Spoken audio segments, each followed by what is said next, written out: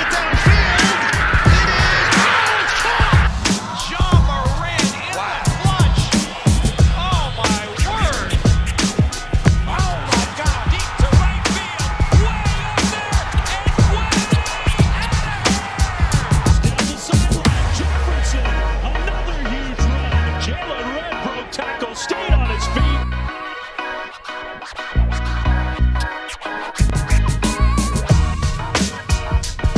What is happening, everybody? Welcome back to another episode of Blake's Take with yours truly, Blake Neiman. And here we are, boy oh boy, what an exciting weekend in college football. Fans are back, the energy is back, and the upsets are back. Starting off with the best atmosphere of the day in a full-packed stadium for unranked Virginia Tech, who is looking to upset number 10 UNC at their home crowd. Well, both Hokie fans and players came to play, as the rowdy crowd plus the relentless defense made it one heck of a day for Sam Howell and the Tar Heels. The Hokies consistently crashed the backfield of the Tar Heels offense as they suppressed the run game and consistently pressured Howell out of the pocket. Virginia Tech accounted for 9 tackles for a loss, 6 sacks, and 4 quarterback hurries. They also forced the Tar Heels offense to be 2 of 10 on third down conversions, remaining strong in containing the big plays of the Tar Heels offense as they allowed only 354 total yards. This upset alone by the Hokies surely eliminated the Tar Heels from any sort of playoff contention. Another ACC team whose playoff chances could have already be in jeopardy is the always sufficient and always top of the line Clemson Tigers, who had a shocking defeat of the top dog Georgia Bulldogs. Georgia's defense dominated the entire game, limiting Clemson to just 180 total yards of offense and just 2 yards rushing, sacking sophomore quarterback DJ Uiagalelei 7 times while forcing the 5 3-and-outs and punt on 5 of Clemson's 10 drives. The Clemson Tigers could not get anything going, and the Bulldogs really couldn't offensively either. But that's why their lone touchdown came from none other than their defense on a 74-yard pick six by senior safety Christopher Smith. History tells us that the Tigers will have a massive program achieving their season-long goal, which is nothing less than achieving one of the 4 spots in the college football playoff.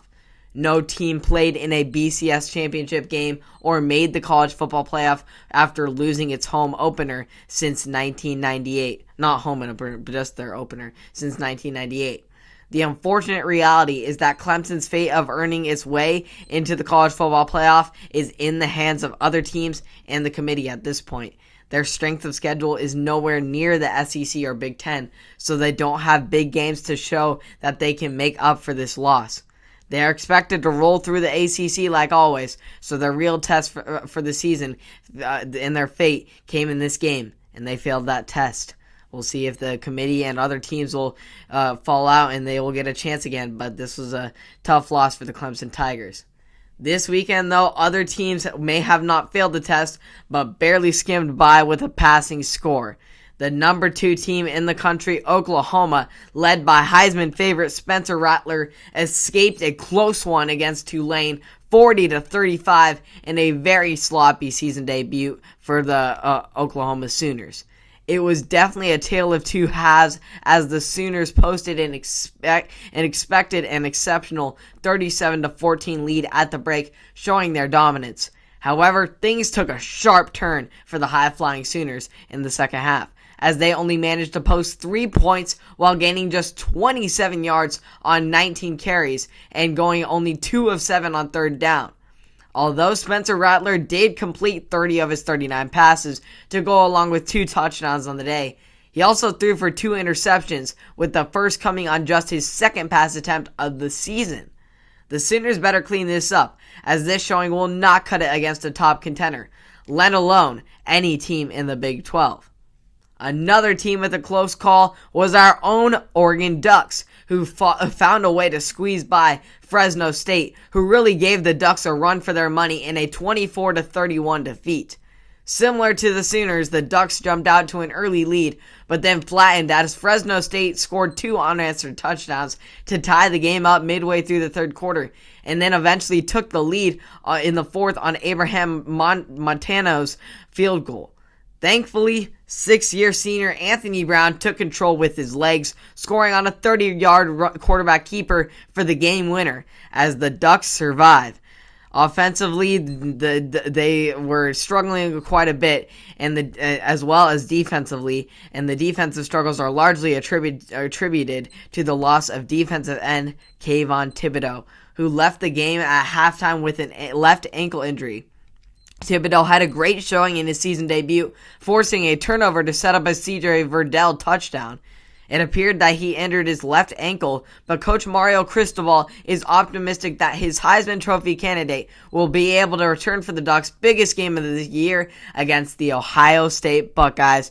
Make sure to tune in. That'll be a big noon Saturday, and it will be a heck of a game and probably the most important game of the Ducks season. If they win that one and they win through the Pac-12, they got a really good case for making the college football playoff. So last, but certainly not least, we have arguably the best game of the weekend, in my opinion, in the Notre Dame Fighting Irish outlasting the hungry Florida State Seminoles in an OT Sunday night thriller. The Fighting Irish were very one-dimensional in the aspect of running the ball. Yet this strategy proved to be unsuccessful as they only accumulated 65 yards on 35 carries. But the defense was able to keep up and keep them in this game, especially star safety Kyle Hamilton, who came up with 2 of the Irish's 3 turnovers. Each time, Notre Dame converted a score off the turnover, due in large part to transfer quarterback Jake Cohn's 366 passing yards and 4 touchdowns.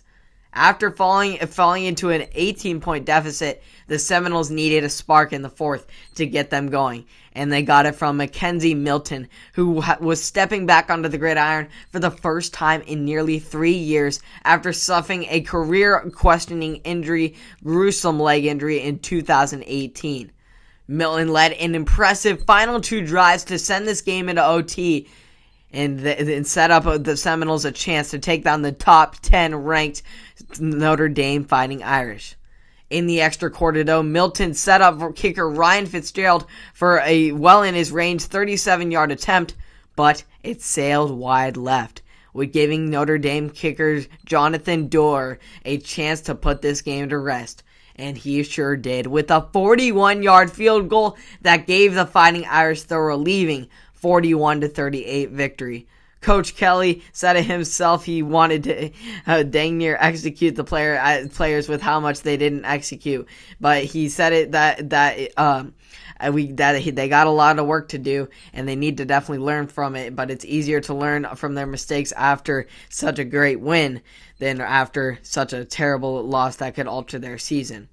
And that will be the emphasis for all the top teams who scraped by their lower level opponents. As for the teams who got upset, they are going to have to play like underdogs in every game from the rest of the season to earn their respect back from the committee to get a possible chance of entering the college football playoff.